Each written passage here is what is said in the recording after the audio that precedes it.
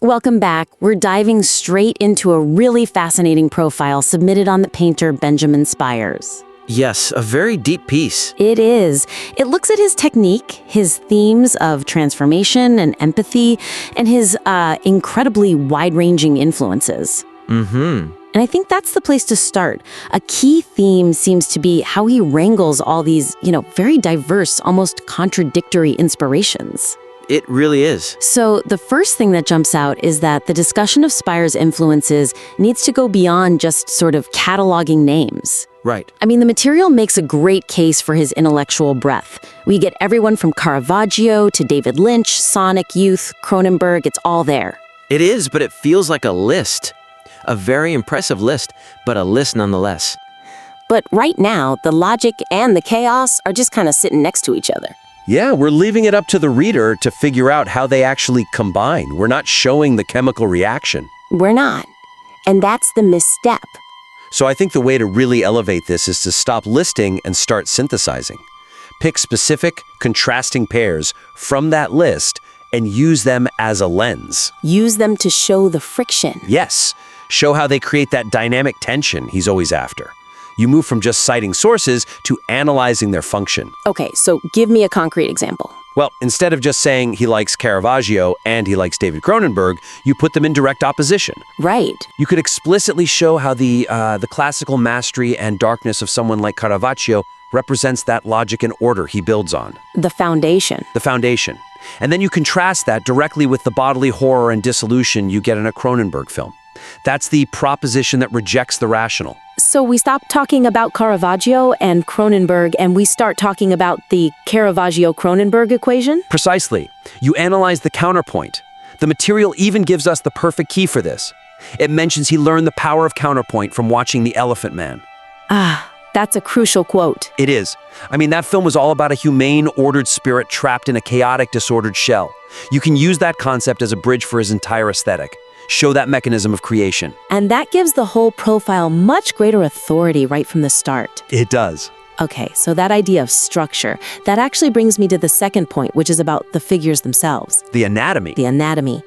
The material correctly identifies that the instance of transformation is the core story in his paintings, capturing the big feelings. Mm-hmm. But then much later, it gets into the technical side, the insane musculature, the bulges and indentations as inflection points. And they feel like two separate conversations. They feel totally separate.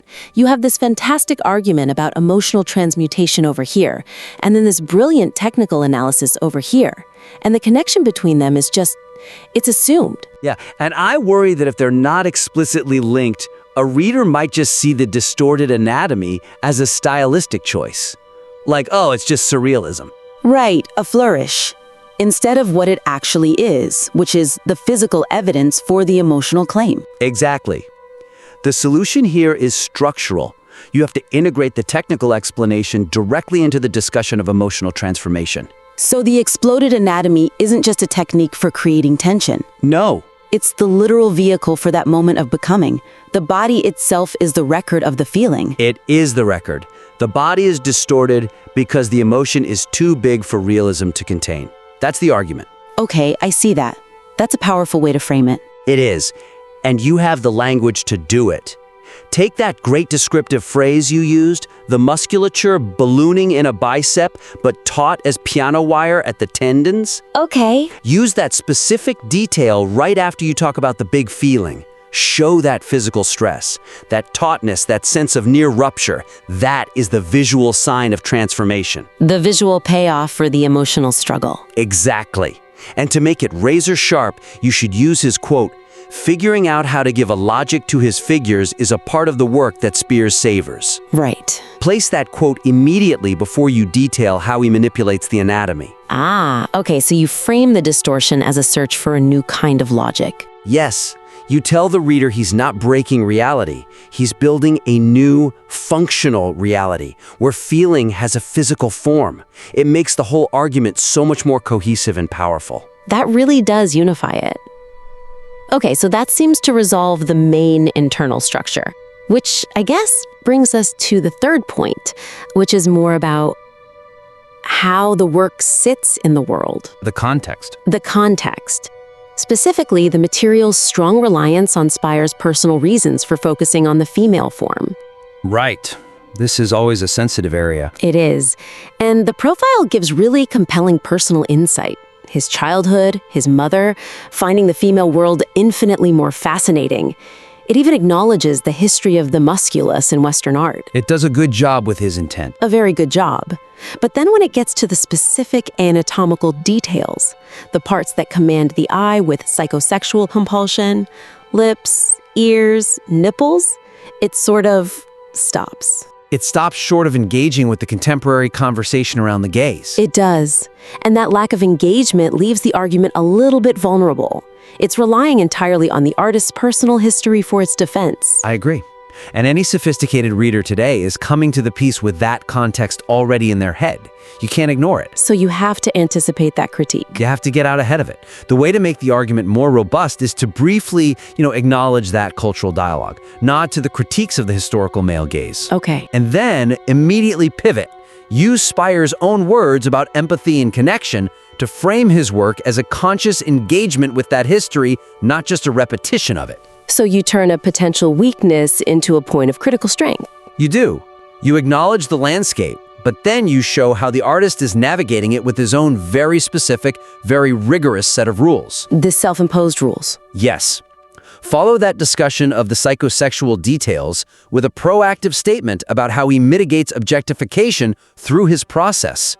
You already have the best piece of evidence for this. Which is? His own assertion that he doesn't consider a painting a success if he struggles to empathize with the character. That's a very high bar. It's an incredibly high bar. It instantly reframes the subject from an object to be looked at to a character to be understood. And that links back to the whole theme of becoming. He's trying to get inside their emotional world. Precisely. And then you can seal the deal with the story of the portrait The Sorcerer, the one based on his ex-girlfriend that he said helped him make sense of the relationship. Because it shows the work is driven by a need for connection. It proves that the work is driven by narrative and emotional resolution, not just aesthetic interest. It shows these figures are characters undergoing profound internal events, not just bodies on a canvas. And that is the ultimate defense. Okay, we've definitely covered a lot of ground. This is already such an excellent piece of work. The research is phenomenal. This is all about structural enforcement and making the conceptual links unavoidable for the reader. So just to recap the three main actionable points. First, deepen the analysis of his influences by showing the synthesis of opposites, the Caravaggio-Cronenberg idea. Right.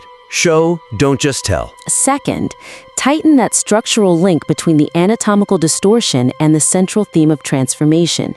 Present the anatomy as the physical record of the feeling. Make them two sides of the same coin. And finally, proactively contextualize his use of the female form. Use his own emphasis on empathy as a critical lens to address the conversation around the gaze. Turn that potential vulnerability into a real philosophical strength? Exactly. Look, this material is already operating at a very high level. These are just suggestions to elevate the critical depth and make the argument completely bulletproof. You have all the pieces. It's just a matter of locking them together. So challenge yourself with those revisions. Focus on integrating those ideas and amplifying the counterpoints. And when you're ready, we absolutely invite you to submit the revised work back to us. We'd love to see how it evolves.